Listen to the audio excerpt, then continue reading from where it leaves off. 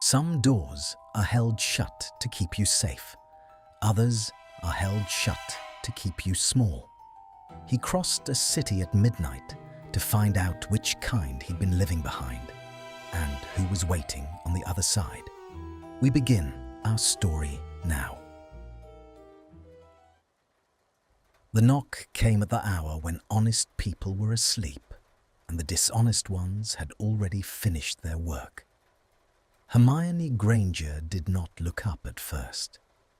The study off Diagon Alley had a way of inventing sounds at night. The radiator ticking as it cooled, the swollen sash of the window settling in its frame, the soft collapse of a book leaning too long against its neighbours. She had learned to ignore the building's small complaints. But the knock came again. 3 deliberate strikes against the door, and there was nothing accidental in it. She set down her quill. The ink had dried to a dull sheen on the nib. Past midnight, the lamp throwing its narrow yellow circle over a desk, crowded with the artifacts of a world that wasn't theirs. A dead telephone with its cord coiled like a sleeping thing. A stack of Muggle newspapers gone soft and grey at the folds. A glass paperweight with a flower trapped forever inside it. She had spent the evening transcribing an interview with a retired postman from Bristol. The work was slow and unglamorous, and entirely her own, and she guarded the hours of it the way other people guarded sleep. "We're closed," she called, though it was not the kind of place that opened. The handle turned. She had warded the door, of course she had, but the lock gave with a small surrendering click, which meant whoever stood on the other side knew the counter-charm, which meant whoever stood on the other side was not a stranger to magic of a particular and expensive education. Her hand found her wand before her mind finished the thought. "I wouldn't," she said.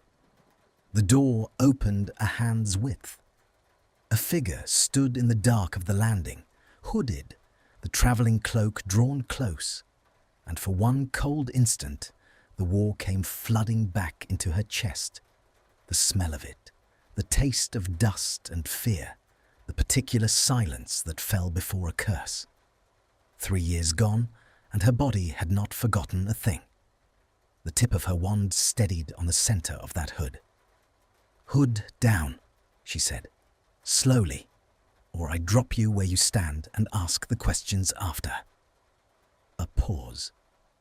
Then gloved fingers rose and drew the wool back, and the lamplight reached him, and Hermione's grip did not loosen so much as turn to stone around the wood.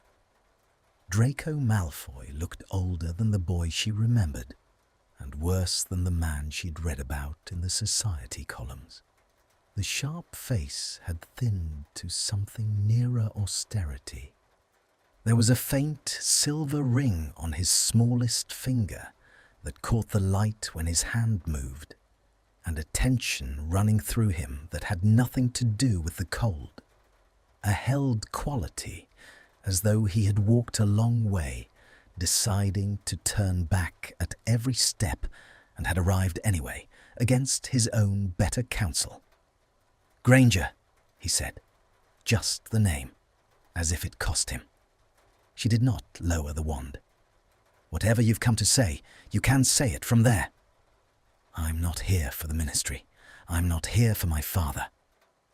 His eyes moved past her, to the desk, the newspapers, the dead telephone, and something crossed his face that she couldn't name and didn't trust. "I'm here because you teach this." "Teach what?" "This." A small gesture, taking in the whole strange room, the entire foreign country of it. Muggles, how they live, how it all works, without us, without any of it. His jaw tightened. "I was told you'd taken students, privately." She had. 2 so far? A ministry liaison who needed to stop embarrassing herself in front of Muggle officials, and a Hufflepuff girl writing a dissertation. Word travelled in the small underground of people curious enough to want it. She had not, in any version of the future she'd allowed herself, imagined it travelling here. The laugh that came out of her was not kind. You want to learn about Muggles? Yes. From me? A muscle worked in his cheek. There isn't anyone else who knows it the way you do. I checked. You checked. She came around the desk now, wand still level, and the floorboards gave their hollow report under her steps.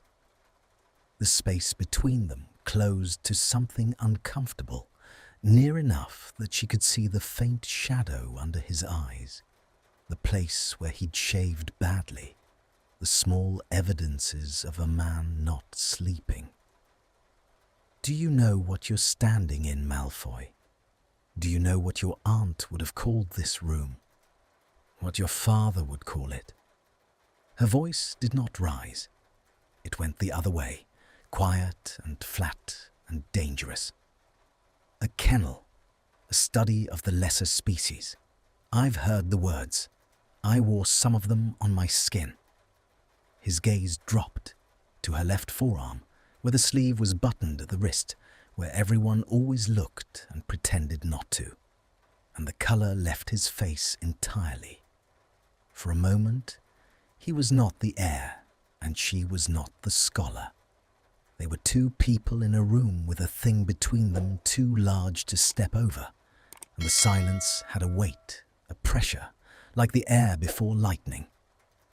I know what was done in my house, he said at last, very low. I'm not asking you to forget it. Then what are you asking? To be taught. The words came out level, but his gloved hand had closed around the back of the nearest chair, and the leather of the glove creaked, and she saw the knuckles go taut beneath it. I'll pay, whatever you ask. Galleons, hours, I don't care. I'll come at night so no one sees me come at all. You'll never have to acknowledge it in daylight. He drew a breath that wasn't quite steady. I'm not asking you to like it. I'm asking you to do a job. Hermione studied him. Years of being the cleverest person in every room had taught her to listen to the spaces between sentences, and there was an enormous space here, a whole country of unsaid things, and she could not for her life map it. Malfoys did not slum. Malfoys did not creep across the city at midnight to beg the war's most famous mudblood for lessons in a subject their kind held in open contempt. Either this was a trap of a kind she couldn't yet see the shape of, or something had broken open in his life, and he had come here the way drowning men come to whatever floats. She did not know which, and not knowing was intolerable to her. Why? She said. That isn't part of the arrangement. It's the only part I care about. She lowered the wand at last, not in trust, but because pointing it had stopped being useful, and folded her arms across her chest. You want my hours. You tell me why a Malfoy wakes up one morning and decides he needs to understand the people his family spent a war trying to exterminate. Tell me that, truthfully, and I'll consider it. Lie to me, and I'll know, and you can find the door yourself. You clearly know how the lock works. The barb landed. She watched it land. His mouth thinned, and for a second she was certain he would turn and go, cloak and silver ring and all, back into whatever cold corridor he'd come from, and that would be the end of the strangest thing to walk into her study in 3 years. But he didn't go. He stood in the lamplight with the dead telephone gleaming dully behind him, and when he spoke, His voice had lost its edge and found something rawer underneath, something she had never once heard from him in all their school years of mutual loathing. "Because I'm going to inherit a world," he said, "and I've started to suspect it's the wrong one. And I don't—" He stopped. His throat moved. The gloved hand on the chair back tightened until the wood gave the faintest protest. "I have nowhere else to ask. There's no one in my whole life I can ask. Do you understand what that's like? To live inside a thing and feel the walls of it and not know if there's anything outside them, because the only people who tell you are people you were taught to despise?" The room held very still. Somewhere below, in the empty alley, a clock began to strike 1, the chimes coming up faint and hollow through the floor. Hermione did not move. She had braced for cruelty, for some elaborate humiliation, for the old sneer. She had not braced for this, for honesty arriving in the shape of the last person she'd have trusted to carry it. It unbalanced her more than any threat could have. She became suddenly acutely aware of her own hand resting on the desk's edge, and of the foot of charged air between them, and of how loud her own pulse had gone in the quiet. "One lesson," she heard herself say. The words surprised her, even as they left her. "1. To see if you're serious or wasting my time. You arrive at the hour I name. You touch nothing without asking. And the first time I catch a lie, the first time, we are finished and you never come back. Are those terms clear?" Something moved behind his eyes. Not triumph, nothing so simple. Relief, perhaps, of a kind so deep it looked almost like pain. "Clear," he said. "Tomorrow, 11 o'clock, the same door." She turned back toward her desk, toward the postman from Bristol and the safe, ordinary work of it, putting the width of the room between them because she needed it there. "Now, get out of my study, Malfoy, before I change my mind." He drew the hood back up. At the threshold, he paused. She felt, rather than saw him pause. And for the length of one held breath, neither of them said anything at all. The door open on the dark, the lamp ticking, the whole improbable bargain hanging in the air between his back and her bent head. Then the latch fell, and his footsteps faded down the stair, and Hermione Granger sat alone with her quill, and discovered that her hand, when she reached for it, had begun very slightly to shake. She did not sleep. She told herself it was the postman from Bristol, the unfinished transcript, the way his recorded voice had trailed off mid-sentence about the morning rounds and the dogs that knew him by his step. She told herself it was the cold front that had come down over London, rattling the sash all night, breathing damp into the corners of the flat above the study where she kept her narrow bed. She told herself a great many things, and at 4:30 she gave up on all of them and lit the lamp and sat at her own kitchen table with a cup of tea going cold between her hands, and admitted that it was him. "I'm going to inherit a world, and I've started to suspect it's the wrong one." The trouble with the sentence was that she believed it. That was the whole intolerable trouble. She had spent years constructing a tidy understanding of Draco Malfoy, coward, bully, the boy who'd lowered his wand on the tower and then done nothing, the man who'd walked free on his family's gold while better people went to Azkaban, and the figure who'd stood in her lamplight at midnight did not fit the box she'd built for him. He had been afraid, not of her wand, of the answer to his own question. She knew that particular fear. She had carried it herself at 11, holding a letter that said the world was bigger than she'd been told. The difference was that hers had opened a door, and his, she suspected, was preparing to close one for good. By morning, she had decided 3 contradictory things and acted on none of them, which was unlike her, and she resented him for that too. He came at 11 exactly. She'd half expected him not to come at all, expected the night's confession to curdle into daylight shame, expected a cold owl with a cold excuse, or nothing. But the 3 deliberate strikes fell on the door at the stroke of the hour, and when she opened it, he was there, hooded again, and this time he waited on the threshold until she stepped back to let him in. He had learned something already then, the first time he'd forced the lock. Tonight, he knocked and waited. "Sit," she said, and pointed at the chair across the desk. "Not that one. That one. The light's better." He sat. He pushed the hood back without being told, and in the lamplight, she saw he'd shaved properly this time, and changed the silver ring to the other hand, and that there was a flat leather case under his arm which he set on his knees and did not open. A student's instinct to bring something to write with. It disarmed her in a way she didn't care for. She had thought a great deal about how to begin and had landed on cruelty as a diagnostic tool.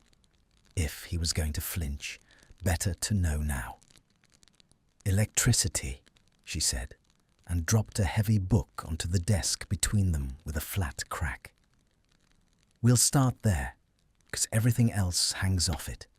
The lights, the trains, the voice down a telephone wire, the pictures that move on a glass screen in every muggle sitting room in Britain.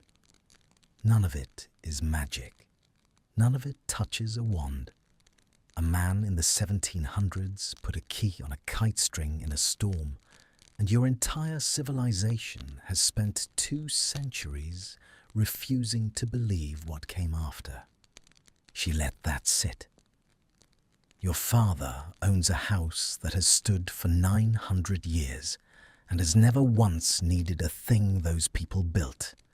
Does that bother you, or are you only here to gawp?" His jaw tightened. She was learning to watch for it, the small muscular tell at the corner of his face. But he didn't rise to the bait. He reached out and turned the book toward himself and looked at the diagram on the open page, a cross-section of a power station, all turbines and coiled copper labelled in a careful muggle hand. "How?" he said. "How what? How does the key on the string become the light?" He looked up. "You're trying to make me angry. I understand why.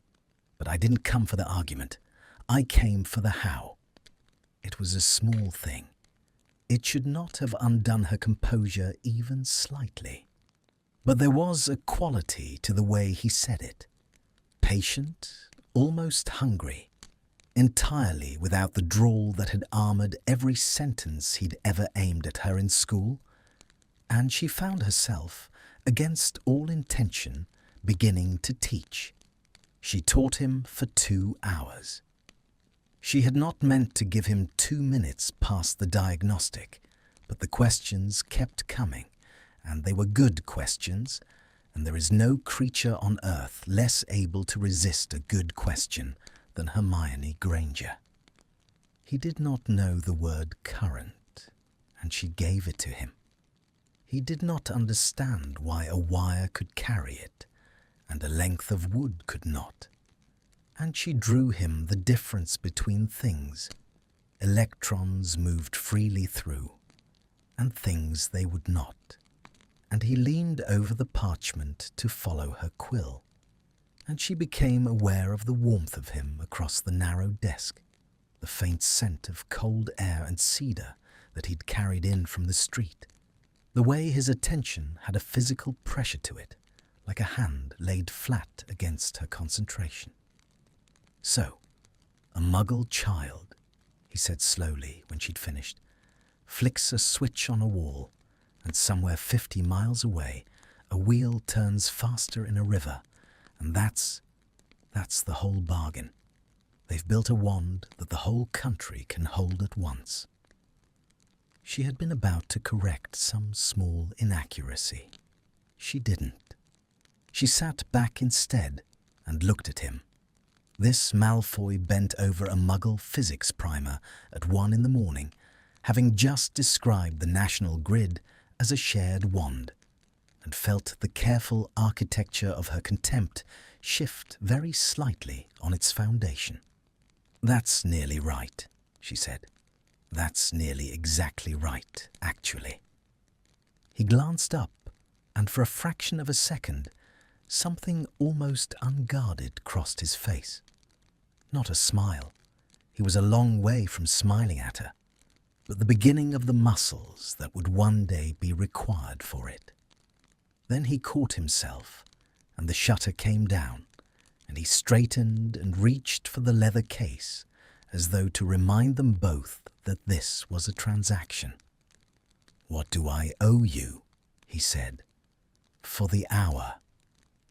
It was 2 hours. For the 2, then. She named a figure with no relationship to anything, a number she'd plucked from the air precisely because it was insulting, and he counted out the galleons onto the desk without a flicker, and the stack of gold sat there gleaming in the lamplight, and she hated it. She hated that it turned the last 2 hours into something bought. She hated that he'd let her insult him with the price and paid it anyway, because that too was a kind of message, and the message was, "I will give you whatever lets me come back." "Same time tomorrow," he said, rising. And there was the smallest catch under the question, the smallest unsureness, as if even now he expected her to revoke it. She should have said no. The single lesson was done. He'd passed her diagnostic. He was serious, he wasn't gawping, he'd asked better questions than most of her paying students managed in a month. She had no further obligation and 100 good reasons, and the memory of a manor drawing room floor where she'd learned exactly what his family thought a girl like her was worth. "Bring the case," she said.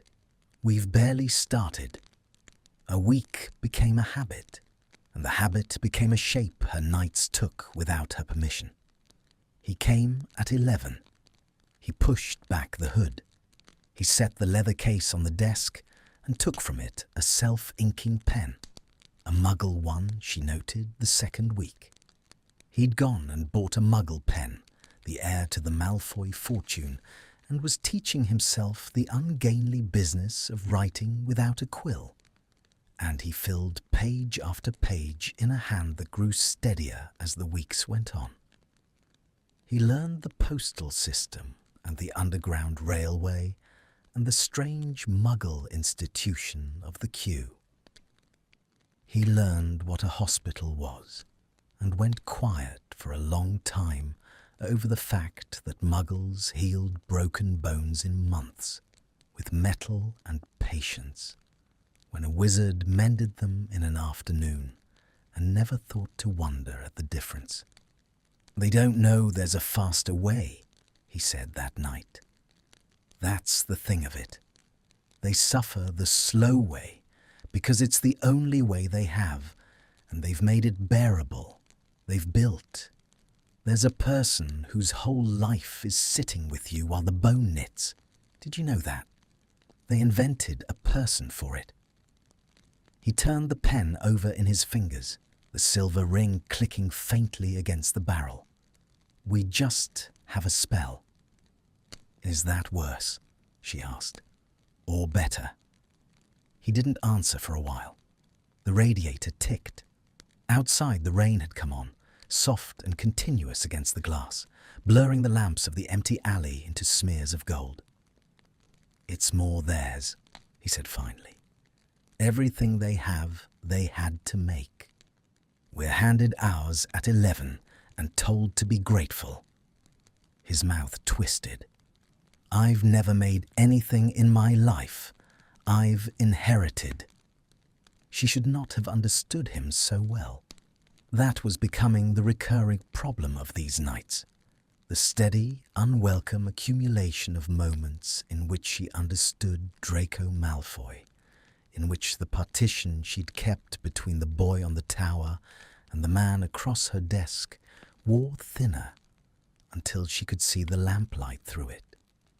She caught herself watching his hands, the way they'd grown comfortable with the muggle pen, the way the silver ring caught the light when he wrote. She caught herself and looked away, and was annoyed at the looking and more annoyed at the catching. The crack, the real one, the first true fracture in the wall she'd built, came on a Thursday in the rain. She'd given him a child's reading primer, the kind with a cat and a mat, and a series of small triumphant declarations about both, because she'd had a theory and wanted it tested. He'd looked at it with the particular blankness she'd half expected. "You learned to read magical script," she said. "Runes, the Latin in your spellbooks. But you never learned this, the thing every muggle child in Britain learns at 5. "Why would I have?" "Read it to me." He'd read it to her, haltingly, his aristocratic voice stumbling over the cat sat on the mat like a boy of 5. And somewhere in the middle of it, the absurdity and the sadness of it had risen up in her at once. And she was ashamed of it after. She had laughed. It was not a cruel laugh.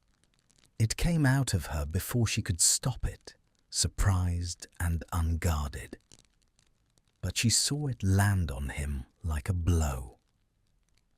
She saw his hands go still on the primer, saw the colour climb his throat, saw the shutter come down so hard and so fast that the temperature of the whole room seemed to drop, and he closed the book and stood and reached for his cloak, and his hands were not quite steady, and the silver ring rang once, sharp against the metal clasp. "Malfoy, wait!" This was a mistake. His voice had gone to ice, the old drawl back in full armour. "I don't know what I thought. You'll keep the knight's fee naturally. I won't trouble you again." Draco. His given name, which he had never once used, and it stopped him with one hand on the door, his back to her, the rain loud against the glass. "I wasn't laughing at you. Sit down. I wasn't." She came around the desk, the floorboards hollow under her, and stopped a hand's breadth behind him, near enough to feel the cold still clinging to his cloak, near enough that all she would have had to do was lift her hand. "I was laughing at them. At all of them. Your father, your aunt, the whole 900 years of it, who taught you to despise a thing they were too afraid to even look at. And here you are, doing the bravest thing I've ever seen any of them do, sounding out the cat sat on the mat at 1 in the morning in the rain, and they will never know, and they'd kill you for it." Her voice had gone unsteady itself now. "That's what I was laughing at. I should have said so. I'm sorry." He had not turned around. His hand was still on the door, but he had not opened it, and through the wool of his cloak she could see the rise and fall of his breathing, faster than it should have been, and the rain came down, and the lamp ticked, and the apology hung in the narrow space between her hand and the line of his shoulders. Slowly, so slowly that she could have counted her own heartbeats against it, He let go of the door. He turned around. There was not much distance to turn into.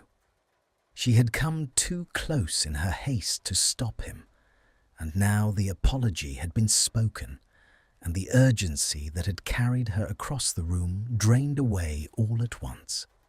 And what remained was the plain fact of the space between them, a hand's breadth, no more. She could see the rain caught in the wool of his cloak, beading silver where the lamplight found it. She could see the place at his throat where the pulse moved too fast. She did not step back. She told herself afterward that she had meant to, and simply hadn't gotten around to it. "You used my name," he said. Yes. You've never used my name. I needed you to stop."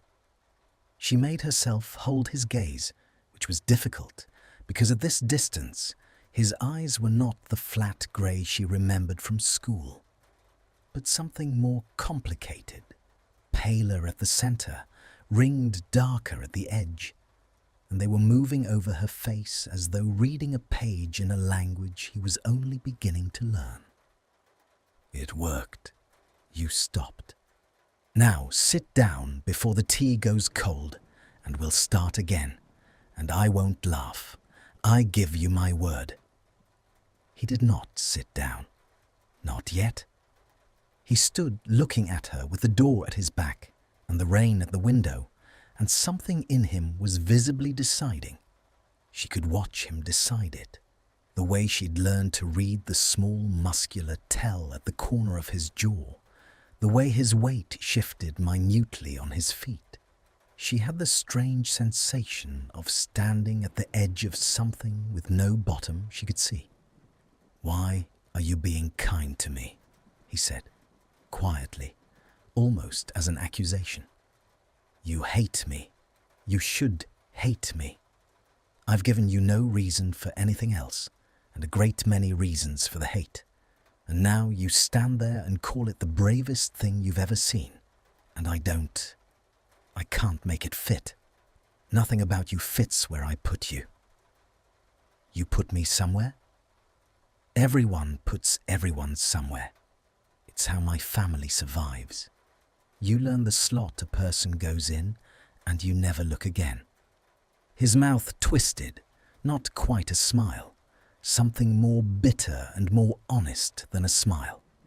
"I put you in the slot when I was 12, and I've kept you there for 15 years, and it was restful, Granger. Do you understand? It cost nothing.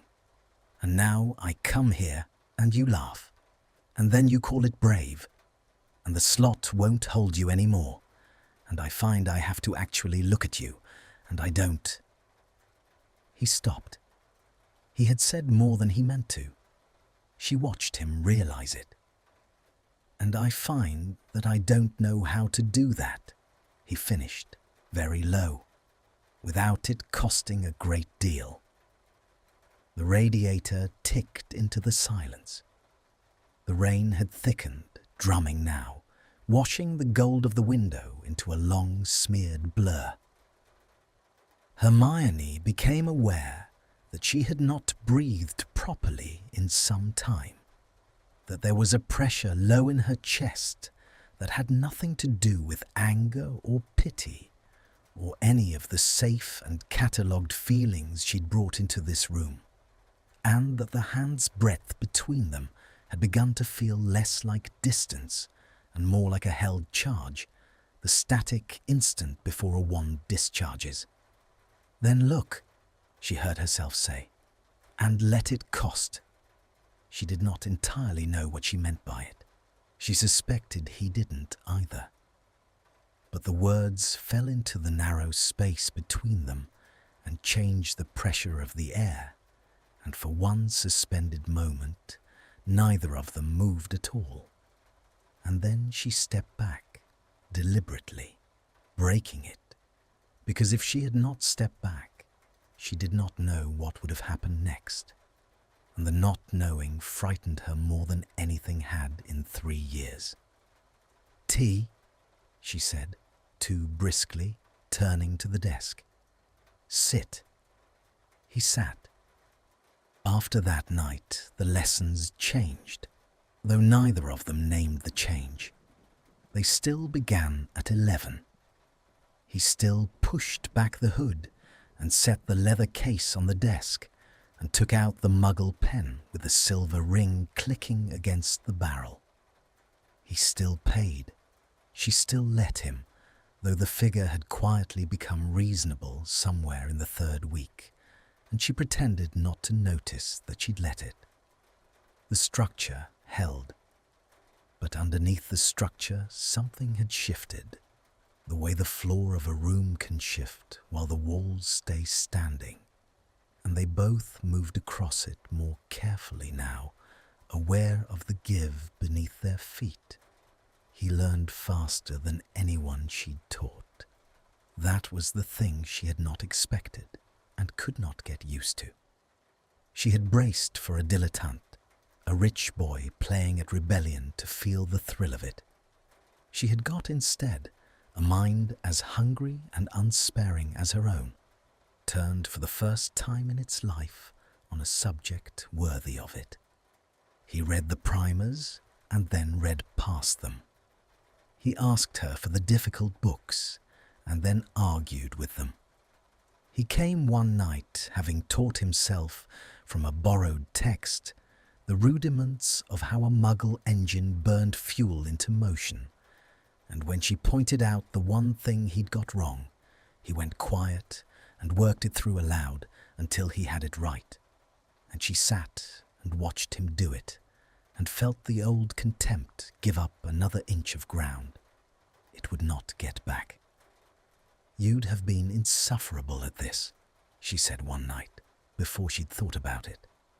"At school, if you'd cared about anything real, you'd have been insufferable." He looked up from the page. "Was that a compliment, Granger?" "It was an observation. Don't let it go to your head." Too late. And there it was, the thing she'd watched the muscles of his face rehearse for weeks. The first true smile he had ever aimed at her, small and crooked and entirely without cruelty, gone almost before it arrived. It did something to the architecture of his whole face. It made him briefly, alarmingly young. It made the air go thin in her chest, and she looked down at the parchment between them and discovered she had been gripping her quill hard enough to whiten her knuckles around it, and she set it down with great care, as though it were the quill that had betrayed her. She did not look up for a moment.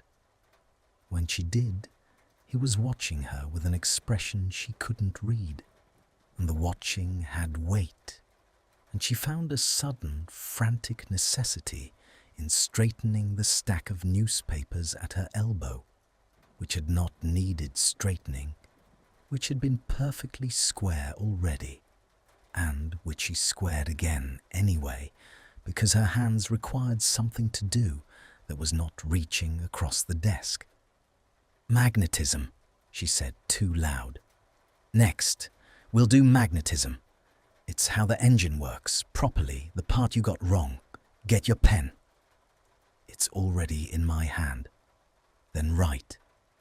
The first touch was an accident, and neither of them was prepared for the size of it.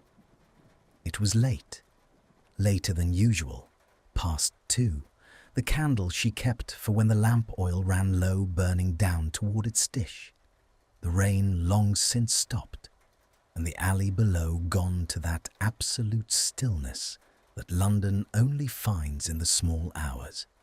She had been drawing him something on a fresh sheet, a diagram of the way a current induced a field, her quill moving fast, and he had leaned across to follow the line of it, and she had reached at the same moment to steady the parchment, and the edge of his hand came down over the back of hers.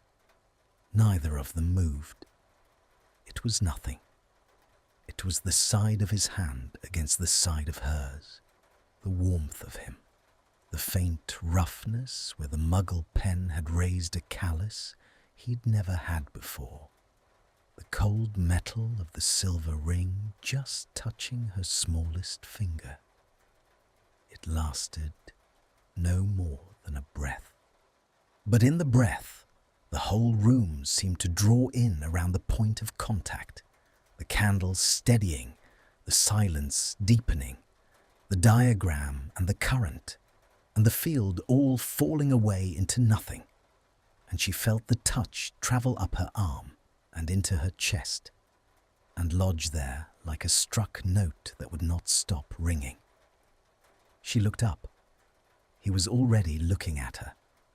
They were very close.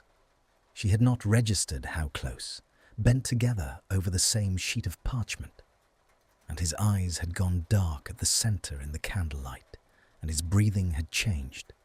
She could hear it, shallow and careful, and the hand that lay over hers did not lift. He could have lifted it. A breath would have lifted it. He did not.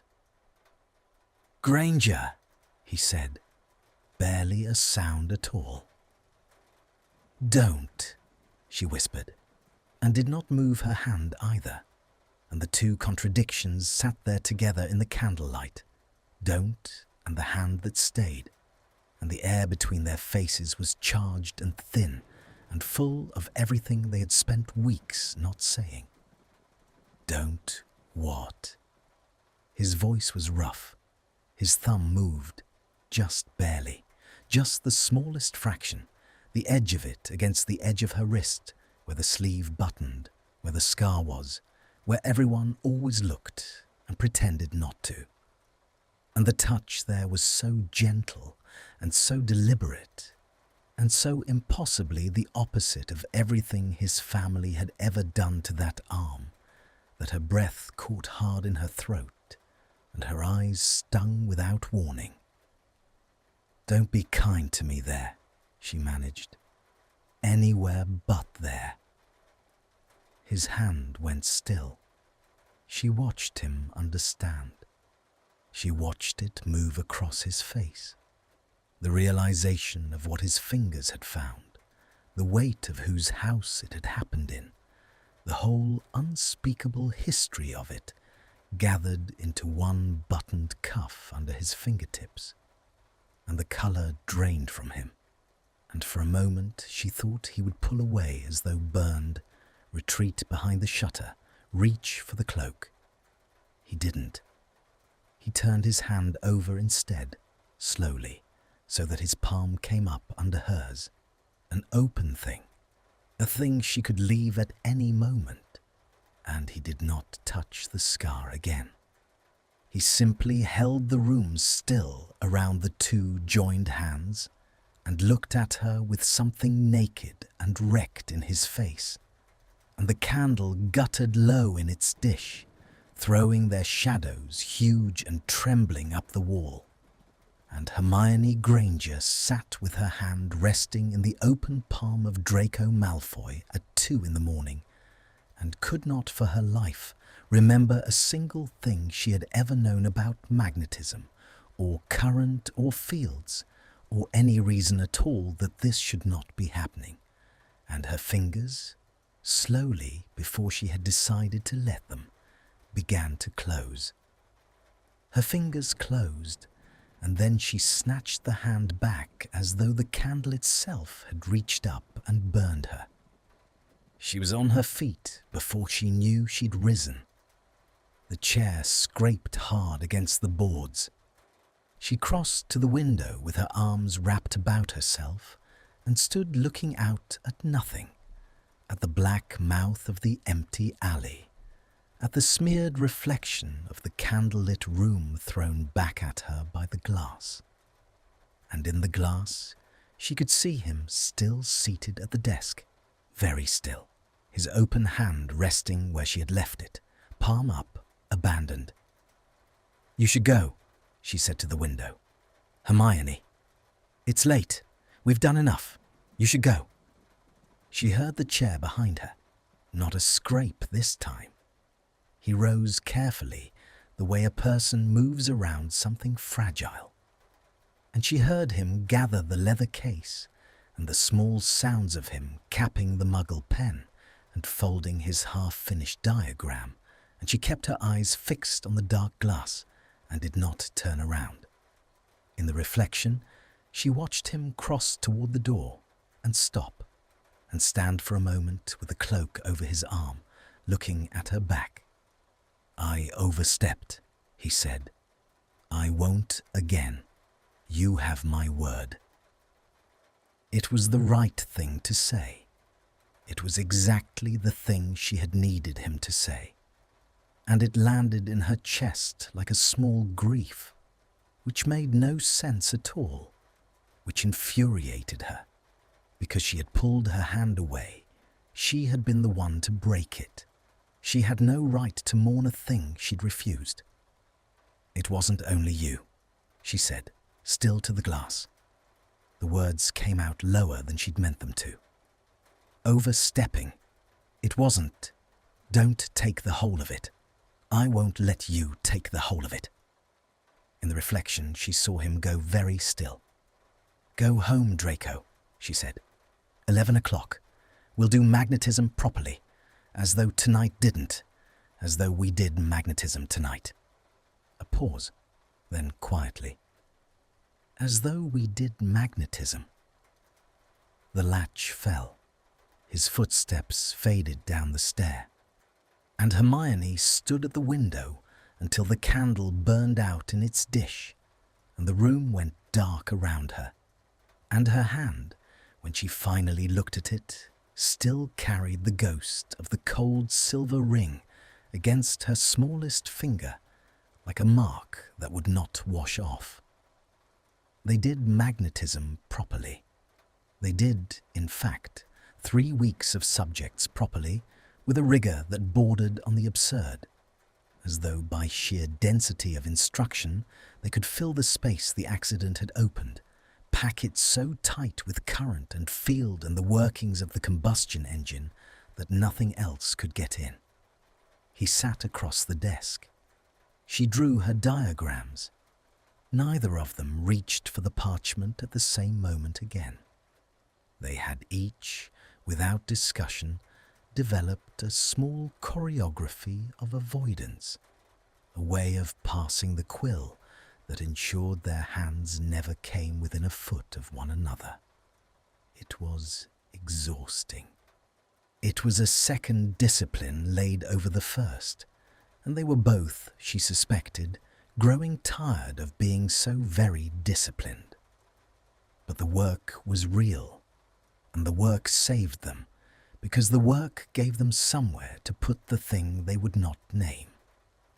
And in the doing of it, she came to know him in a way that frightened her more than the touch had.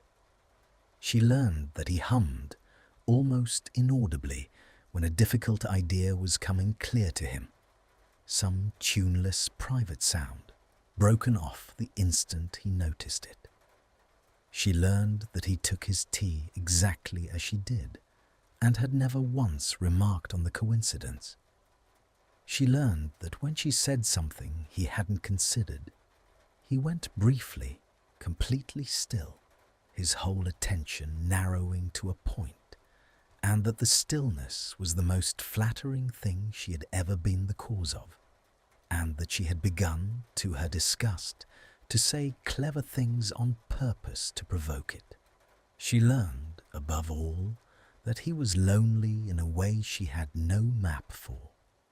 Her own loneliness, and she had her own, the particular isolation of being the cleverest and the most famous and the most scarred girl in any room, was a loneliness of being too much seen. His was the other kind. He had spent his whole life being looked at, and never once being known, performing the air for a father who loved the performance and had no interest in the boy giving it. And she had begun to understand that these lessons were the only hours in his life when anyone looked at the actual contents of his mind and found them worth the looking. That was the thing she could not arm herself against. Contempt she could have managed, even desire she could have managed in time, with discipline, with magnetism. But she had not known how to defend herself against the slow discovery that Draco Malfoy, given a single room in which he was allowed to be real, had turned out to be someone she liked. The two worlds touched in daylight on a Tuesday, and it nearly ended everything. She had no business being in that part of Wiltshire. She told herself it was research. There was a Muggle museum in the county with a collection of agricultural machinery she'd wanted to see for a paper, and that much was even true. But the truth underneath the true thing was that some restless, unexamined part of her had wanted, just once, to stand in the daylight country he came from and see it for herself. She had not expected to see him, but there he was, across the wide stone steps of a ministry annex she'd wandered near, and he was not the man who came to her study at 11 o'clock. This was the other one. This was the heir. He stood at his father's shoulder, Lucius leaning on the silver-headed cane, paler than the war had left him, but every inch restored, every inch returned to the world that had brought him back. And Draco stood beside him, in robes that cost more than her study's annual rent. His face arranged into the smooth, cold, well-bred blankness she remembered from school, nodding at something an older witch in Wizengamot purple was saying, every line of him composed into the obedient son. And on his other side stood a young woman Hermione did not know, dark-haired, elegant, a Selwyn or a Greengrass by the cut of her, her hand resting in the easy proprietary way of long acquaintance just inside his elbow. He saw her. She watched him see her. She watched it go through him like a current, the smooth blankness fracturing for half a second, the eyes finding her across the crowded steps and widening, the whole composed surface of the air cracking, to show, for one naked instant, the other man underneath, the one who hummed over hard ideas and took his tea the way she did, and had held her hand open in the candlelight. For half a second, he was her Draco, appalled and exposed, caught between two worlds in the one place they were never meant to meet. Then the shutter came down, harder than she had ever seen it come down, and he looked through her as though she were a stranger, as though she were nothing, as though she were exactly what his father had taught him she was.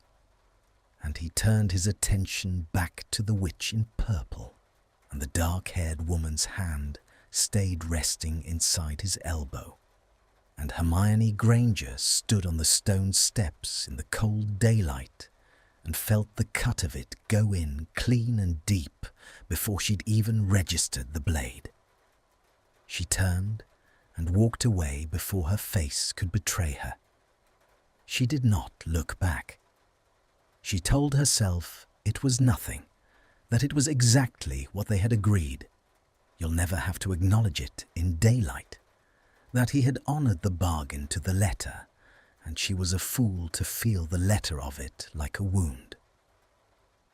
But the discipline that had carried her through 3 weeks of magnetism could not carry her through this, and by the time she reached the apparition point, her hands were shaking, and the shaking was not cold, and she hated him, and she hated the dark-haired woman with the proprietary hand, and most of all, she hated that the hate was so thin and the hurt beneath it so wide.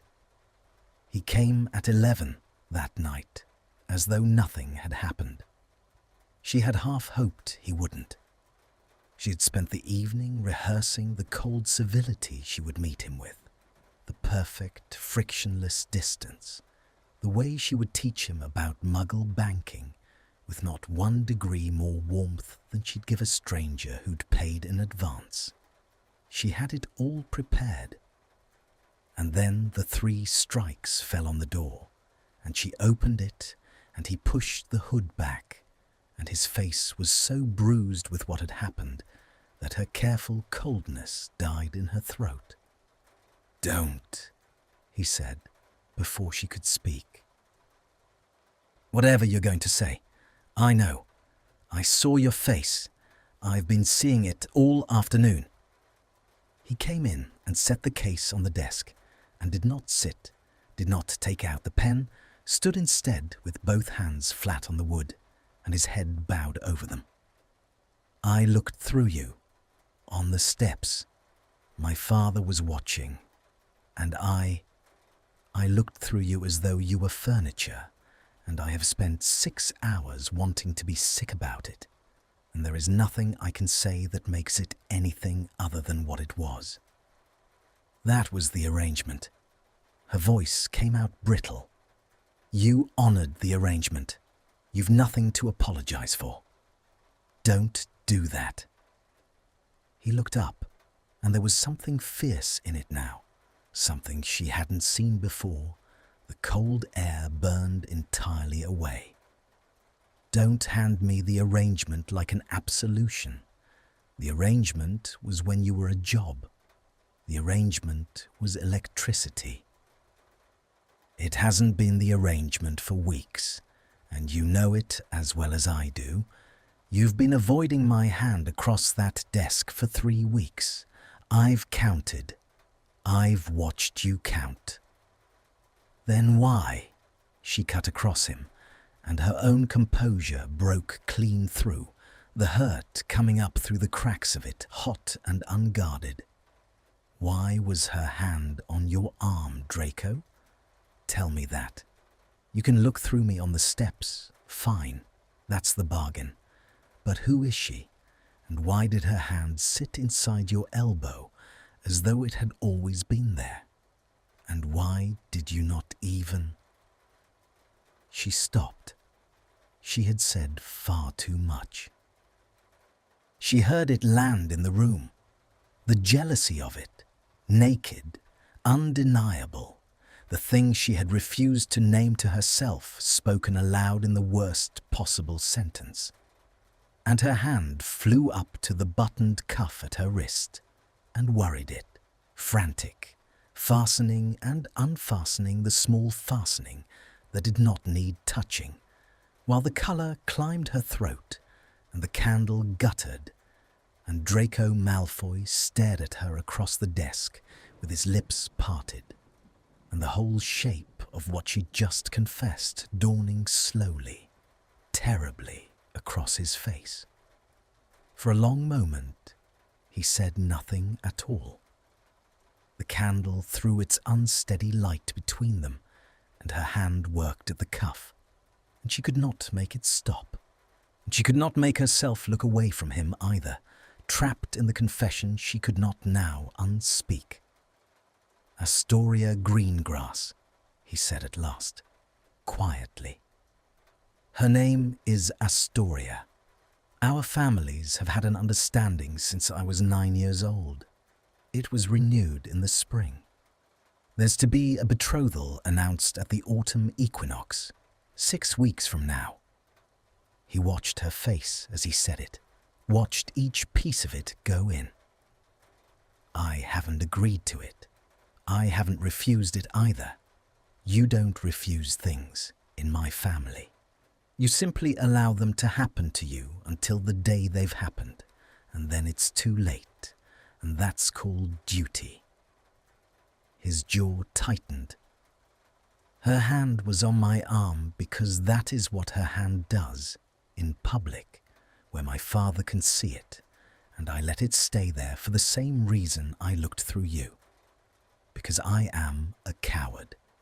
Because I have been a coward my whole life, and I am only now in this room, at night, learning that I might be something else. And the learning is not finished, and you saw the unfinished thing on those steps today, and it was ugly, and I'm sorry. 6 weeks, she said. It was all she could find. 6 weeks. She let go of the cuff. She made herself let go of it. She crossed to the window because she could not stay still, could not bear his eyes on her, while the thing reorganized itself inside her chest. Betrothal, autumn, equinox, an understanding since he was 9. And she stood looking out at the dark and tried to assemble the cold civility again, the perfect, frictionless distance, and found that it had gone, that the steps in Wiltshire had burned through the last of it, that she was standing at the window of her own study with her heart entirely undefended and no idea in the world what to do with it. Then we should stop, she said. The silence behind her was absolute. We should stop the lessons, she went on to the glass, the words coming steadier than she'd any right to expect. Tonight, you've 6 weeks until you belong to your father's world for good, and there's no sense, there's no kindness to either of us in spending them here, learning to... She could not finish it. You should be where you're going to be. And I should not be the thing you have to look through on the steps. I haven't the constitution for it, it turns out. I thought I had. I don't. Is that what you want? It's what's sensible. That isn't what I asked. She heard him move, heard the chair, heard the hollow report of the boards as he crossed the room toward her, and she watched his reflection grow larger in the dark glass until he was standing close behind her, not touching. The cold of the street still faintly on him, his reflection and hers overlaid in the window like 2 exposures of the same photograph. I asked what you want, not what's sensible. I have had a lifetime of sensible. Sensible is the word my father uses for everything he wants me to do that I don't. I came to your study because for the first time in my life, I wanted something that wasn't sensible at all, and you taught it to me. And now I find I want. Don't. I find I want a great deal more than electricity, and I have 6 weeks, and I am asking you, once, plainly, with no arrangement and no fee and nothing to hide behind. Do you want me to stop coming, or do you want me to stay? She shut her eyes. In the dark behind her lids, she could feel him there, the warmth of him a hand's breadth from her back, the whole weight of the question filling the room. The sensible answer was stop. The sensible answer was the only one that did not end in ruin. In 6 weeks, in a betrothal she would read about in the Prophet over breakfast, while she pretended her hands were steady. She knew the sensible answer the way she knew the boiling point of water. Stay, she said. It came out of her in a whisper, the worst and truest word she had ever spoken, and she felt, rather than heard him exhale behind her, a long, unsteady breath, as though he had been holding it for weeks, for years, since he was 9 years old, and handed an understanding instead of a choice. She turned around. He was very close, closer than the window's reflection had made him look. And now there was no parchment between them, no diagram, no quill to pass with a careful foot of safety. Nothing at all but the narrow, charged span of air, and the candle burning low, and the two of them standing in the place where the two worlds were never meant to meet, looking at one another with everything finally undefended. His eyes moved over her face, the way they had that first night the slot wouldn't hold her. Reading, learning, the language no longer foreign. His hand lifted. It came up slowly, so slowly she could have stopped it 12 times and did not, and the backs of his fingers came to rest against her cheek, the cold silver ring just grazing her jaw, and the touch went through her like the struck note again, ringing down through her whole body, and her breath left her in a sound she did not recognize as her own.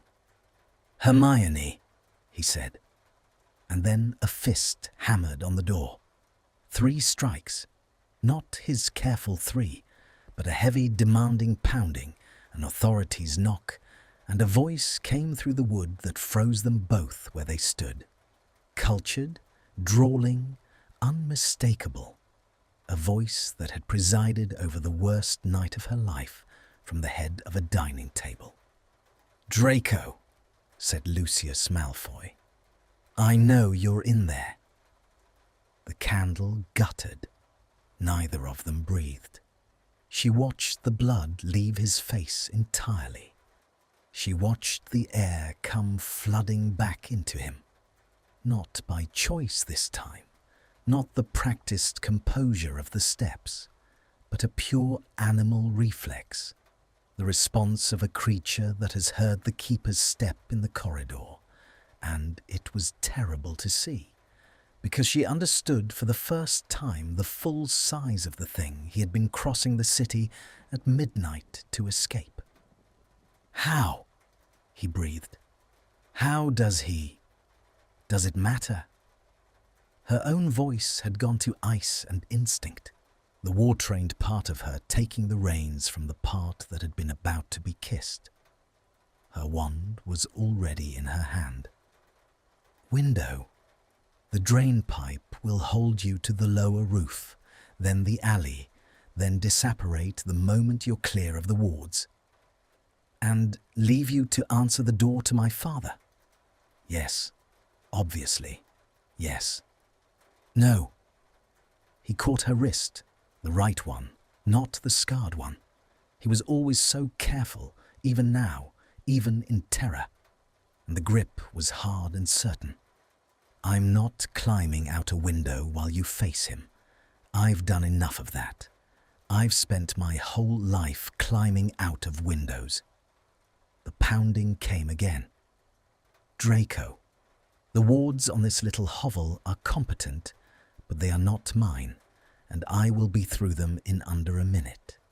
And I would so much rather you opened the door than made me prove it. Do think carefully about the next thing you do. You have always been so very bad at that." She looked at Draco. He looked at her, and in his face she watched the whole of it gather. 6 weeks, the understanding since he was 9, the betrothal at the equinox, the heir and the man, the sealed room and the heir on the other side of the wall. Watched it all rise up and crystallize into a single point. The choice he had been postponing his entire life, suddenly standing on her threshold in a travelling cloak with a silver-headed cane, demanding to be answered now, tonight, with no more time to allow things to merely happen to him. His grip on her wrist tightened. His other hand, she saw, had found his own wand, and his eyes, when they came back to hers, had changed. Something had settled in them. Something had finished forming that had been forming for weeks. And his voice, when he spoke, was not the heir's, and not the frightened creature's, but a third thing she had never heard from him, low and level and entirely his own. "Put your wand away, Hermione," he said. "I'm going to open the door." "You are not," she said. "You are not opening that door. I am." He let go of her wrist gently, and there was something almost peaceful in him now, the dreadful calm of a man who has stopped running between 2 rooms and decided, finally, to stand in one of them. "If I go out the window, I'll spend the rest of my life going out windows. He'll know I was here. He'll know who taught me." And then He'll come for you.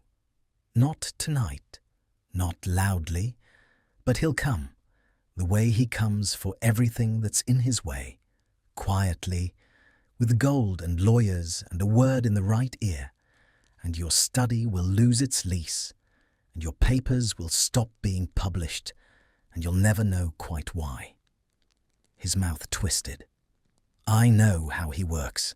I've watched him do it to better people than me. The only way to keep him off you is to make this about me. So put your wand away, please. She looked at him for one long second. Then she lowered the wand, not away but to her side, where it could come up again in a heartbeat, and stepped back against the desk and folded her arms and said, If he raises his cane to either of us, I will put him through that window myself, air or no air. Open it. Something flickered at the corner of his mouth. Not a smile. There was no room for a smile, but the ghost of where one might go. He crossed to the door. He drew a breath, and he opened it. Lucius Malfoy filled the frame the way cold fills a room. Not by motion, but by simple presence, the temperature dropping where he stood. He was immaculate in dark travelling robes, the silver serpent's head of his cane resting in one gloved hand, and his eyes went past his son in a single sweeping appraisal. The dead telephone, the soft grey newspapers, the child's reading primer still open on the desk where they'd left it weeks ago, the diagrams, the whole foreign country of the room. And then they came to rest on Hermione, and a thin smile arranged itself on his face, the most frightening thing she had seen in 3 years, because it was so perfectly, so warmly polite. Miss Granger, he said, how you've grown. The last time I saw you, you were a guest in my home. The pause he left around the word guest was a small surgical thing, precisely placed. I confess, I did not expect to find my son's evening engagements led him here. To A. His eyes touched the telephone again. A curiosity shop. Tutoring, is it? In the customs of the great unwashed? He turned the smile on Draco. Your mother believes you are at the club. I almost believed it myself. But you've grown careless, Draco. You used the same disreputable little potioneer in Nocturne to renew the glamour on your cloak 3 weeks running, and he is, like all such men, for sale. You really must learn to spread your secrets across more vendors. He stepped across the threshold, uninvited, the cane's tip clicking once against the boards. Get your cloak. We are leaving. We will discuss the matter of your education at home. No, said Draco. The word fell into the room and lay there. Lucius did not move for a moment. The smile stayed exactly where it was, fixed, as though it had not heard. I beg your pardon. I said no. Draco's voice did not rise. It had the same low levelness it had found a minute before, and Hermione realized she was watching something she had never witnessed in her life. A Malfoy refuse a Malfoy. I'm not leaving. Not tonight. Not with you. I've been coming here for 3 months. I've been learning what you spent my whole childhood teaching me to despise. And do you know what I've found, Father? I've found that none of it is true.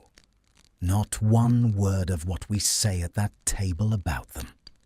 They built a world without a single wand, and it's vast, and it's clever, and it's alive, and we sit in our 900-year-old house and call them animals, because if we ever once looked at what they'd actually made, we'd have to ask what we'd made, and the answer is nothing. We've made nothing. We've inherited. You are repeating her, Lucius said softly. The smile had gone. Word for word, you stand in a mudblood's kennel, and you repeat her like a parrot, and you imagine it's a thought of your own. This is precisely what I came to prevent. His grip shifted on the cane. She has confused you. It happens to clever boys. They mistake novelty for depth. You will come home, you will not see her again, and in time you will be grateful I... Don't call her that. Draco had gone very still, and his knuckles had whitened around his wand, the bones showing pale through the skin. In this room. You will not use that word in this room.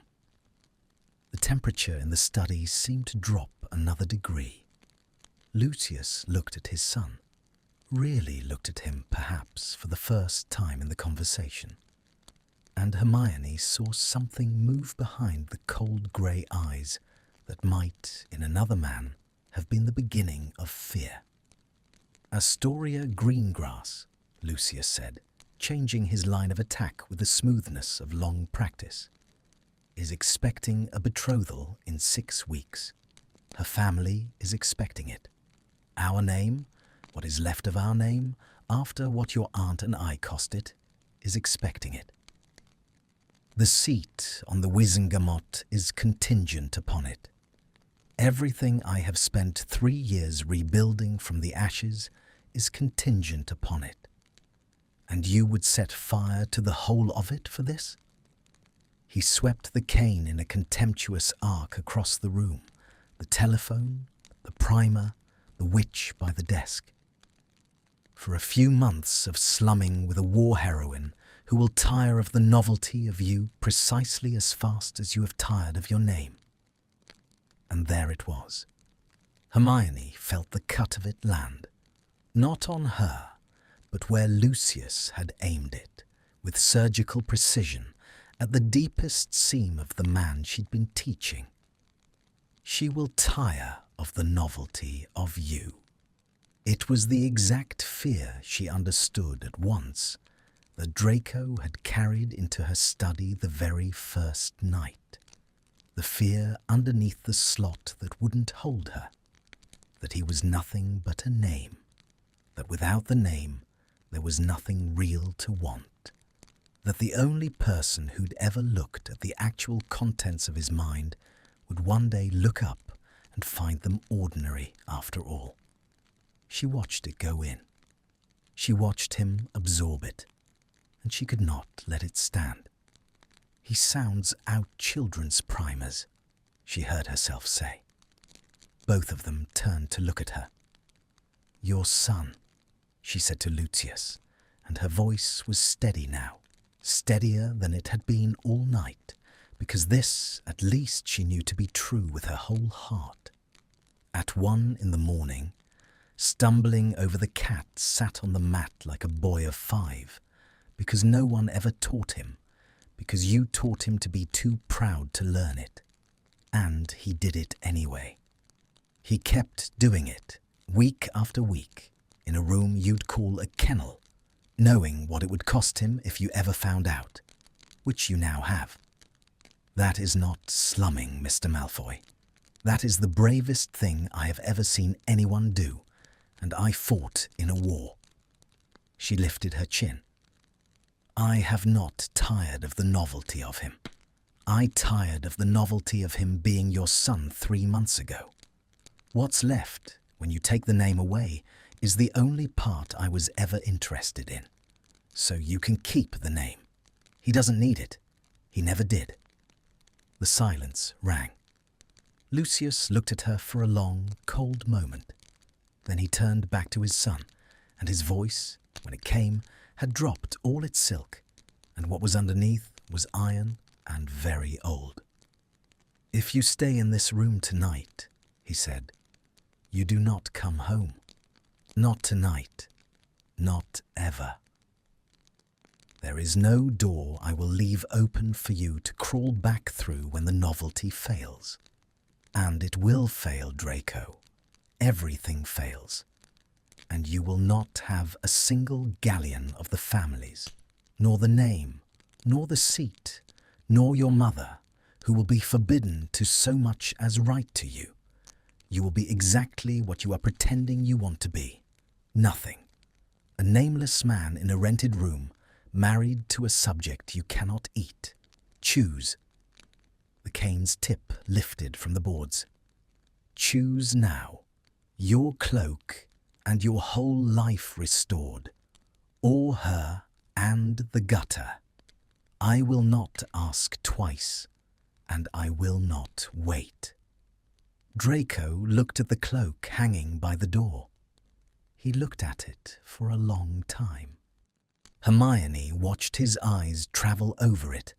The dark, expensive wool, the silver clasp, the whole weight of 900 years folded over a peg. And she made herself stay silent, made herself not reach for him, because this was the choice he had said from the very first night he would one day have to make, and she would not be able to bear it if he made it for her instead of for himself. Her own hands had found the edge of the desk behind her and gripped it, the wood biting into her palms, her knuckles whitening to match his. The candle burned down to the last of the wax. Outside, very faintly, a clock began to strike the hour, and Draco Malfoy reached out his hand toward the cloak on the peg. His hand reached the cloak, his fingers closed on the wool, and then they moved past it to the silver clasp beneath and unhooked it from the peg, and he gathered the whole heavy, expensive length of it over one arm and held it out across the room to his father. "You'll want this back," Draco said. "The clasp is the family arms. It shouldn't go where I'm going." For one moment, Lucius Malfoy did not understand. Hermione watched it, watched the cold certainty on his face waver, watched him fail for the first and perhaps only time in his life to predict the next thing his son would do. He looked at the offered cloak as though it were a thing he had never seen. "You cannot be serious," he said. "I've never been anything else, Father. That was always your complaint about me." Draco's hand did not waver. The cloak extended across the gulf of the room. "Take it. I won't need it. I find I'd rather be cold and know which world I'm standing in than warm and never sure." The silence that followed was the worst yet. Lucius did not take the cloak. He looked from it to his son, to the witch gripping the desk behind him, and something in his face was working very hard to stay still and not quite managing it. And Hermione understood that she was watching a man discover that the lever he had pulled all his life, the threat, the door held shut, choose now and choose my way, had finally been pulled on someone who would let the door close. "Your mother," Lucius said. It came out lower than he meant it to. And there was the one blow Hermione had not seen coming, the only place left soft on the man Draco had become, and she saw it land, saw his hand falter at last, the cloak dipping, his throat moving. Narcissa. Not the name, not the gold, not the seat. His mother, who would be forbidden to write. "You'll tell her," Draco said, and his voice cracked clean down the middle of it, "that I didn't stop loving her. You'll tell her that. Whatever else you tell her about tonight, tell her that and tell her the truth that I asked you to. Will you do that much?" He drew a breath that shook. "And tell her that if she ever wants to find me, the world she was taught to be afraid of is not a frightening place. It's only a larger one. She can come into it whenever she likes. The door from my side stays open. It will always stay open. That's the difference between your house and the one I'm going to build." Lucius took the cloak. He did it without seeming to decide to. His gloved hand simply closed on the wool, almost reflexively, and the family arms passed from son to father across the candlelit air, and that small transfer of dark cloth was the whole inheritance changing hands, 900 years folding shut. For a moment, the elder Malfoy stood holding it, looking at his son, and his mouth opened as though there were one more lever to pull, one more thing to say that would undo it all. Whatever it was, he did not say it. Perhaps there was nothing left. He turned, the cane clicking once against the boards, and walked to the door. And at the threshold he paused, and without looking back, he said, in a voice gone strangely flat, "You will regret this within the year." "Perhaps," said Draco, "but it'll be my regret. I've never had one of my own before." The door closed. The footsteps faded down the stair, measured, unhurried. A man who never ran from anything because the world had always come to him. And then they were gone, and the ward settled, and the study was silent, but for the radiator's tick and the last guttering of the candle, and Draco Malfoy stood in the middle of the room with empty hands and no cloak and no name and no idea, visibly, of what to do with any of it. He was shaking. She could see it from across the room, a fine tremor running through him, the aftershock of the largest thing he had ever done arriving now that the doing was finished. He looked at his own hands as though they belonged to someone else. He looked at the peg where the cloak had hung. He looked, finally, at her. "I don't have anywhere to go," he said. It came out almost wondering, almost a question. "I've never not had anywhere to go. I don't... What does a person..." He stopped. The composure he'd held through the whole of it with his father was deserting him all at once, now that there was no father to hold it for.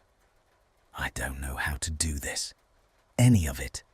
I don't know how to be nobody. I've only ever known how to be him, and now I'm not, and I don't know what's left." Hermione let go of the desk. She crossed the room to him. Slowly, the boards hollow under her, the way one moves towards something that might bolt. And she stopped close, closer than the careful foot of safety they'd kept for weeks. And she looked up into his stricken face. "You're the man who sounds out children's primers at 1 a.m, she said quietly. "That's what's left. That's what was always there, under the rest of it. You didn't lose anything tonight that was actually yours. You only gave back the borrowed things. It doesn't feel like nothing was lost. No, it wouldn't. Even a cage is warm."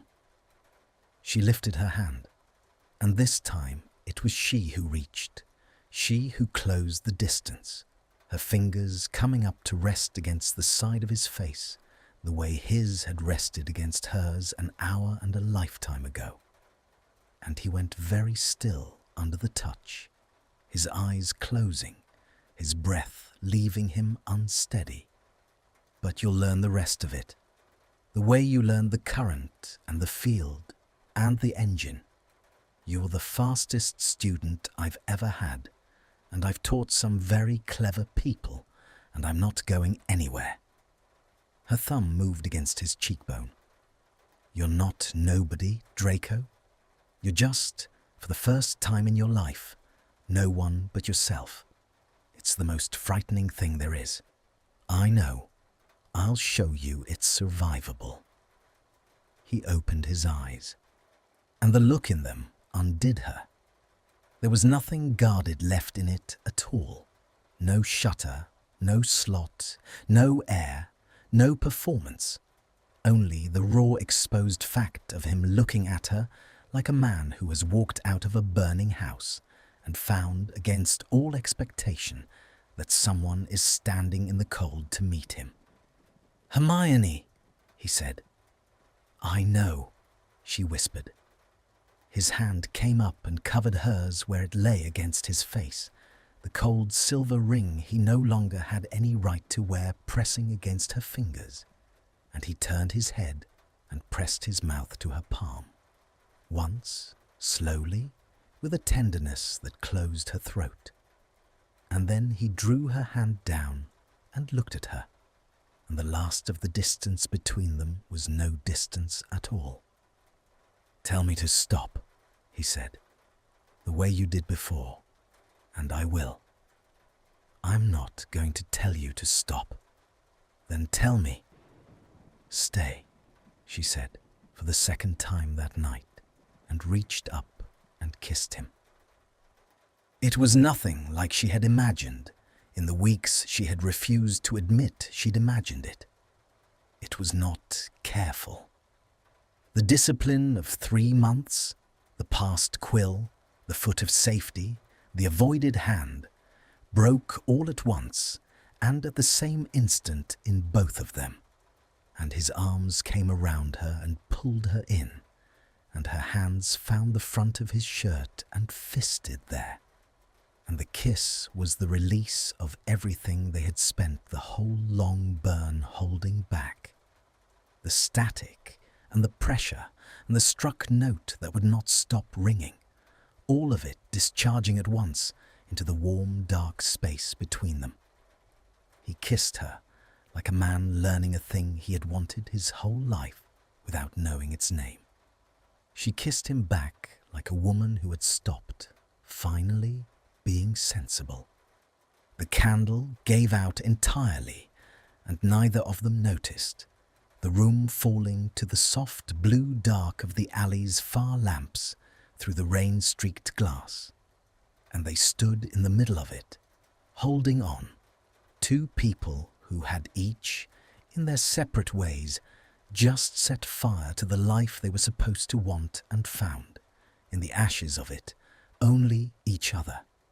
When they broke apart, they did not go far. His forehead came down against hers. Their breath mingled in the dark. She could feel his heart going hard under her hands, and her own going harder, and the tremor in him had changed into something else entirely. "I have no money," he murmured against her mouth, half a laugh, half a sob. The absurdity and the terror and the joy of it all tangled together. "No house, no name. I gave it all to him with the cloak. I have a muggle pen and the clothes I'm wearing and 3 months of knowing what a postman does. I'm the worst possible bargain in Britain." "You're a Muggle studies scholar with an unconventional background and excellent references," she said, "and a study downstairs that's looking for a second desk." She felt him go still against her. "I'd have to insist you earn it. I don't take students who don't earn it. You'd have to be insufferable about it. I think you've got it in you." His hands tightened at her back. When he spoke, his voice had gone rough again, but it was a different roughness now, nothing left in it of the man who'd had nowhere to go. "A second desk," he repeated, "if you want it." "Hermione." He drew back just far enough to look at her, and in the blue dark she could see he was, impossibly, beginning to smile. The crooked, unguarded, alarmingly young smile she'd watched the muscles of his face rehearse for months before they ever dared to use it. "I have wanted nothing else for weeks. I just didn't have the first idea how to—" She kissed him again before he could finish, and outside the rain came down on the empty alley, and somewhere far off the clock finished striking the hour into a city that had no notion at all that the Malfoy line had quietly ended that night in a curiosity shop above a closed apothecary, and that something new and nameless and entirely its own, had just begun. The first month was harder than either of them had let themselves expect. He stayed that first night because there was nowhere else for him to go, and in the morning the practical disasters arrived in a queue, the way she'd known they would once the candlelit grandeur of his choice had burned down to daylight. He had no galleons of his own. The family vault recognized his hand no longer, and he discovered this, standing at the counter at Gringotts with a goblin looking at him the way one looks at a man who has not yet understood his own news. He had no key to anywhere. He had a wardrobe of robes worth a small fortune, and not one garment in it suited to a man who could no longer afford to be seen as a Malfoy. He had, it turned out, never in his life bought his own bread. She watched him absorb each of these blows, and she watched him refuse, every time, to flinch in front of her, which was its own kind of trouble, because she had learned by now to read the small whitening at his knuckles, the tightness at the corner of his jaw, the way he went very still and very polite when something had hurt him, and she could see precisely how much it was costing him to keep insisting that it didn't. "You're allowed to find this difficult," she said, the third morning, finding him at the study window at dawn, staring down at the alley with a cup of tea going cold in his hands. "It would be strange if you didn't." "I sold a watch yesterday." He didn't turn around. "A Muggle pawnbroker on the Charing Cross Road." "My grandfather's watch. It wasn't entailed. It was the one thing that was actually mine to sell. The man behind the counter weighed the gold of it in his hand and named a price, and I took it, 'cause I needed to eat, and I walked out onto the street with the money in my pocket, and I thought." His voice did the thing it did now, the small crack. "I thought 3 months ago I'd have called that man an animal, and he was kinder to me than my father has been my entire life. He told me which cafe did a decent breakfast for the money. He didn't have to do that. There was nothing in it for him." He set the tea down. "I keep finding that out, over and over, that they're kind for no reason. We were never kind for no reason. There was always a reason, and the reason was always us." She came to stand beside him at the window. She did not touch him. They were still learning the new grammar of that, when to and when not to. But she stood close enough that their shoulders nearly met, and they watched the alley wake up together, the shutters going up, the first witches hurrying through the grey. "That's the whole of it, really," she said. "What you've been learning all along. It was never about the electricity." "No." He glanced at her, and the ghost of the crooked smile came and went. "I worked that out somewhere around the second week. I just didn't have anywhere to put the knowing." A pause. "I have somewhere now." There were owls in those weeks. Not from his father. Lucius, it seemed, had meant the door to stay shut, and a Malfoy's word on such a matter was iron. The owls were from the world he'd left, and they were worse than silence. Invitations gone suddenly cold, a solicitor's letter formally severing him from a trust, a single line from Astoria Greengrass that he read once and burned at the candle without showing her, and Hermione did not ask, because some griefs are a person's own, and asking only doubles them. And then, in the 4th week, an owl came that was different. It came at dawn, a pale eagle owl she half recognized, and it carried a small package wrapped in plain brown paper with no crest, no seal, nothing to mark where it had come from. Draco opened it at the desk with hands that had gone unsteady because he had recognized the owl too. Inside was a Muggle fountain pen. A good one, better than the one he'd taught himself on, heavier, the nib worked in fine gold. And a single folded sheet of paper, not parchment paper, which someone had gone out of their way to acquire, in a hand he knew as well as his own. He read it. Hermione watched his face as he read it, watched it move through something she had no name for, and when he had finished, he set it down very carefully on the desk and pressed the heels of his hands against his eyes, and stayed like that for a long moment, his shoulders shaking, silent. She crossed to him and put her arms around him from behind and laid her cheek against his back and did not say anything at all because there was nothing to say, and held him while it went through him. The note, she saw later when he wordlessly let her read it, was short. I am learning to use these. It is harder than the quill. Your father does not know I write to you, and must not. The pen is so that when you write back, and you will write back, you will write to me the way they do, in their world, since it is your world now. Tell me what a postman does.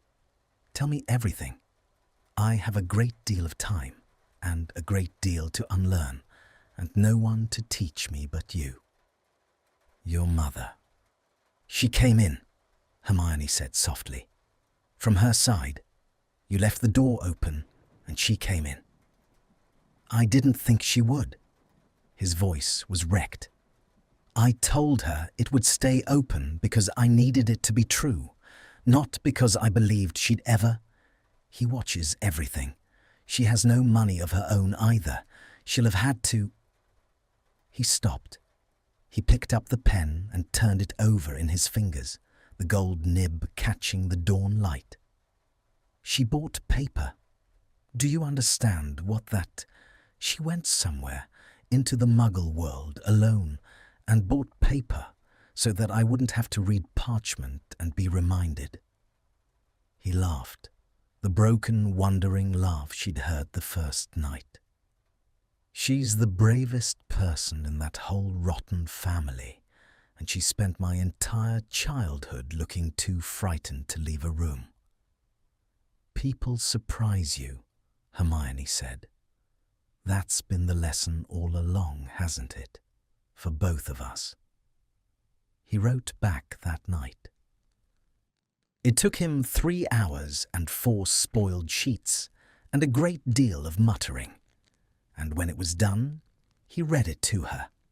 The cat sat on the mat a long way behind him now, his Muggle hand steady and fluent. And it was a description of a postman so detailed, so tender, so alive with everything he'd come to love about the ordinary mechanics of the other world, that she had to turn away to the window so he wouldn't see her face. And somewhere in those weeks, without either of them announcing it, the second desk became permanent. It happened the way real things happen, not in a single declaration, but in an accumulation too gradual to date. His Muggle pen lived on it now, then his half-finished diagrams, then a second chair that fit her body badly and his perfectly. Then, one evening, she came up from a meeting with her publisher to find he had reorganized her entire filing system on the principle of how a Muggle library catalogued its holdings, a thing he'd taught himself that week, because she'd mentioned once in passing that her papers were a disaster, and she stood in the doorway looking at the neat new spines of it and felt something in her chest turn over so completely that she had to lean on the frame. "You've alphabetized my life," she said. You said it was a disaster. It was a disaster. I fixed it. He looked up, suddenly uncertain, the old fear flickering. Unless, was that, should I not have? Come here, she said, and he came, and she kissed him in the doorway among the alphabetized shelves, with the dust of old parchment in the air. And it was not like the first time, which had been release and ruin and fire. It was slower and surer, and it tasted of something she'd stopped letting herself believe in years ago. The thing that was the opposite of the war, the thing that was a life. The work, meanwhile, grew teeth.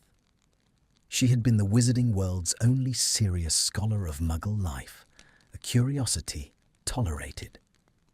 With him beside her, a Malfoy, or a man the world still called a Malfoy, lending the unthinkable weight of that name to the unfashionable cause, the work began, slowly, to matter to people it had never reached. He wrote a monograph on the Muggle postal system that was so precise and so strange and so quietly devastating in its implied comparisons that it was discussed, then argued over, then taught. The ministry, which had ignored her for 3 years, sent a junior official to ask whether the two of them might consult on a matter of Muggle relations. The junior official became a committee. The committee became a department. It was not fast. None of it was fast. There were people who would never forgive him his name, and people who would never forgive her blood, and a great many who managed impressively to hold both grudges at once. But the thing they had built in the study at night had begun, in the daylight, to be real. A discipline, a profession, a small but widening crack in the wall the wizarding world had kept up for 900 years. The same wall he had crossed the city at midnight to find a door in. And then, on a grey afternoon in the 5th month, a different owl came. Ministry parchment, official seal. Hermione opened it at the desk while Draco watched, and she read it twice and went very still. "What?" he said. "What is it?" She set it down. Her hand had found the buttoned cuff at her wrist, the old reflex worrying it. "It's from the Wizengamot Administrative Office. They're proposing to formalize the department, to make it permanent with a charter and a chair." She looked up at him. "And they want to name the chair. They want it named for the founders, both founders, by name." Her throat moved. "Both our names, Draco. Together. On a ministry charter. In public. In daylight. Where everyone—" She stopped, because she had seen his face change, and not in the way she'd expected. Not joy. Not yet. But something gone suddenly white and rigid. His eyes fixed not on her, but on the doorway behind her. And she turned, the parchment sliding from her fingers, to see what he had seen. Narcissa Malfoy was standing in the open door of the study, in a plain travelling cloak with no crest upon it, a small case in her hand, looking at her son across the room, with 3 months of unspoken everything in her face. For a moment, no one in the study moved at all. Narcissa Malfoy stood in the doorway with the small case held in both hands, the way a person holds something to keep their hands from shaking, and she looked at her son as though she were checking him against a memory and finding, with each passing second, that he had outgrown it. The plain cloak with no crest, the small case. She had not come for an afternoon. She had come the way her letters had only hinted she might, from her own side of the wall, alone. "The wards let me in," she said. Her voice was not quite steady. "I half thought they wouldn't." I thought there ought to be some price, surely, after everything, some ward that knows what I am and turns me away at the door. Her eyes moved once to Hermione and then back to her son, and she drew a breath. But you said the door would stay open. In your letter, you said it would always stay open. And I did not believe it, Draco. I want you to know I did not believe a word of it. I have not believed in an open door in 30 years. And then I stood at the bottom of the stair just now, and I put my hand to it, and it opened. Her composure cracked clean across. It simply opened. Mother. He crossed the room. He did it without seeming to decide to, the way he'd refused the cloak, the way the truest things he did now arrived before the thinking. And he stopped a foot from her, suddenly a boy again, suddenly unsure whether he was allowed. Does he know you're here? No. She lifted her chin, and for an instant Hermione saw exactly where Draco's steel had come from. The iron under the frightened surface. The thing that had spent 30 years looking too afraid to leave a room and had finally, today, left it. And I find I do not very much care whether he learns of it. I have spent the autumn writing to my son in secret, like a criminal, because the man I married decided that loving you was treason. I have bought paper in the Muggle world with money I hid from him, a coin at a time. I have learned what a postman does, and what a queue is for, and why the lights come on when you touch the wall. You taught me, in your letters, you taught me all of it.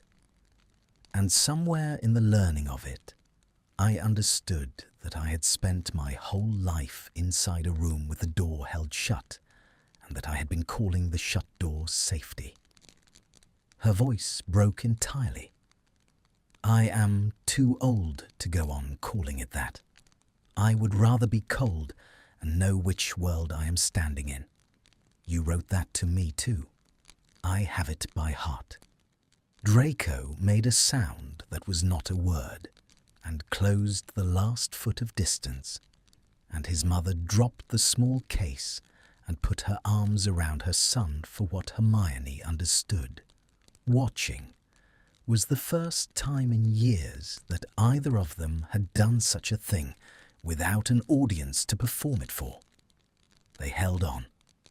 Narcissa's hand came up to the back of his head, the way a hand does to a child, and Draco bent into it. This man who had given away a name and a fortune, and never once wept where Hermione could see it, and wept now, silently, into his mother's shoulder. And Hermione turned away to the window and gave them the only thing she could, which was not to watch. When she turned back, Narcissa had drawn away, and was pressing the heel of her hand to her eyes in exactly the gesture her son had, and had recovered enough of herself to look properly at the woman across the room. Miss Granger. She came toward her. There was a long history in the space between them, a drawing-room floor, a curse, a scream, the worst night of Hermione's life with this woman somewhere in the house above it. And they both knew it, and neither of them pretended otherwise. Narcissa stopped an arm's length away, and, to Hermione's astonishment, she inclined her head, fractionally, the small precise bow of one equal to another. I owe you a debt I have no means of paying. You gave my son a door, and then, when his father slammed every other one shut, you gave him a place to stand. Her eyes flicked to the desk, the two chairs, the alphabetized shelves, the ministry parchment lying where it had fallen. I had a great many opinions about you once. They were my husband's opinions. I have spent the autumn discovering I am perfectly capable of having my own, and they are different, and I find—" Her composure wavered once more and held. "I find I am glad that it is you, that it was you all along." Hermione looked at the woman who had stood by while she was tortured, and at the same woman who had bought paper in a muggle shop to write to her exiled son. And she understood that people were not one thing, that the whole lesson of the last 5 months had been precisely this, that the wall came down a stone at a time, and from both sides, at once or not at all. She held out her hand. "Welcome to the larger world, Mrs. Malfoy," she said. "It's not a frightening place. It's only bigger." Narcissa took her hand, and the three of them stood in the candlelight of the small study above the closed apothecary. And outside the rain came on soft against the glass, and the dead telephone gleamed dully, and the alphabetized shelves stood in their new order, and something that had been broken in a manor drawing-room 3 years before did not heal exactly. Some things do not heal, but found at last a place to set itself down and rest. The charter was signed in the spring. It was named, in the end, for both of them. Granger and Malfoy, the two names side by side on ministry parchment in daylight, where everyone could see, the heir and the fugitive and the war heroine and the exiled son all collapsed into 2 plain surnames and a founding date. There were those who would not come to the signing. There was an empty chair where the head of an old family might have sat, and everyone in the room understood whose it was. And Draco looked at it once, and then did not look at it again, because he had a mother in the second row in a cloak with no crest, weeping without shame, and that was the only family he found he needed to see. Afterward, when the room had emptied and the candles in the great hall guttered low, they walked back through the spring dark to the study. Their study now, the lease in both their names, a thing he had bought with his own money earned with his own work. The first thing Draco Malfoy had ever owned that was not handed to him at birth. The alley was wet and shining and empty. The lamps swam gold in the puddles. He stopped beneath one of them and caught her hand and turned her toward him, and she looked up at him under the street lamp with the rain just beginning again, fine as breath. "I had a whole speech," he said. "I wrote it out. 4 spoiled sheets, like the letter to my mother. I alphabetized the arguments." The crooked smile fully arrived now, unguarded, his whole face given over to it. "And now I'm standing here, and I can't remember a word of it, which I expect is the point of speeches, that you write them so you'll be ready to throw them away." "What was the speech about?" she said, though she knew.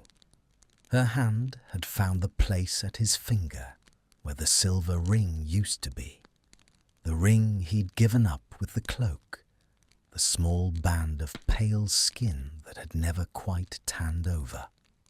"It was about the fact that I have no name to offer you," he said, "which used to be the only thing I had, and is now the only thing I'm glad to have lost.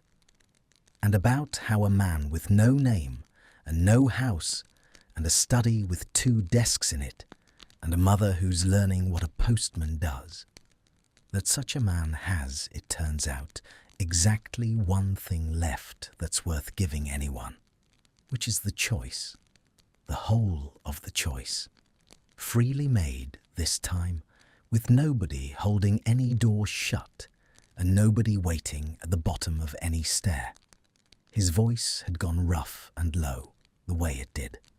"I chose this once already, in a panic, with my father pounding on the door. I've been wanting to choose it again ever since, slowly, properly, in daylight, where I can see it. So, he drew a breath. Marry me, Granger and Malfoy, on the charter and off it, both founders, by name. The rain came down through the lamplight. Somewhere a clock began, very faintly, to strike the hour. She did not answer in words. She had spent 5 months learning, from him, the things that the body says better than the voice. The held look, the hand that does not withdraw, the whole grammar of the unspoken. And she answered him in that language now, reaching up to take his face in both her hands, the way she had the night he gave the cloak away, and drawing him down and kissing him under the street lamp in the rain with the whole of her answer in it. His arms came around her and lifted her very slightly off her feet. And the small case of his old life, and the great charter of his new one, and the empty chair and the open door all fell away into nothing. And there was only the rain, and the gold of the lamp, and the two of them in the middle of the larger world. They had built a stone at a time, the heir who had run from his name, and the woman who had taught him. There was somewhere worth running to, holding on under the falling water, as though they had all the time that there ever was. When they finally broke apart, he kept his forehead against hers, both of them breathless, both of them laughing now, the rain in their hair and running down their faces. And she felt his answer in the shaking of his shoulders before she heard it. Was that a yes? He murmured. It was an observation, she said. Don't let it go to your head. Too late, said Draco Malfoy, who was nobody at all and entirely himself, and kissed her again, and the lamps of the empty alley burned on through the rain over a city that would, in time, come to know both their names, together in daylight, exactly as he'd chosen them to be. Thank you for staying with this story. I want to tell you why I wrote it. We all live behind some kind of wall. Some walls keep us safe, but some walls keep us small, and often we cannot tell the difference. We just call the wall home. Draco had everything, a name, a house, gold, but he could not breathe. So one night he did a small, quiet, brave thing. He knocked on a door. There is a moment in this story I love the most. It is not the keys. It is when he sits at her desk late at night and reads a children's book out loud. The cat sat on the mat. He is a grown man, and he stumbles over the words like a child of 5. That is the bravest part, not the big choice in front of his father, the small one, learning the thing he was taught to be too proud to learn. I think real change is like that. It is not loud, it is quiet. It happened at night in small rooms when no one is watching. So here is my wish for you. If there is a wall in your life, look at it. Ask which kind it is, and if it's the kind that keeps you small, maybe one night you can knock on a new door too. The door stays open, it always stays open. Thank you for listening. Take care of yourself.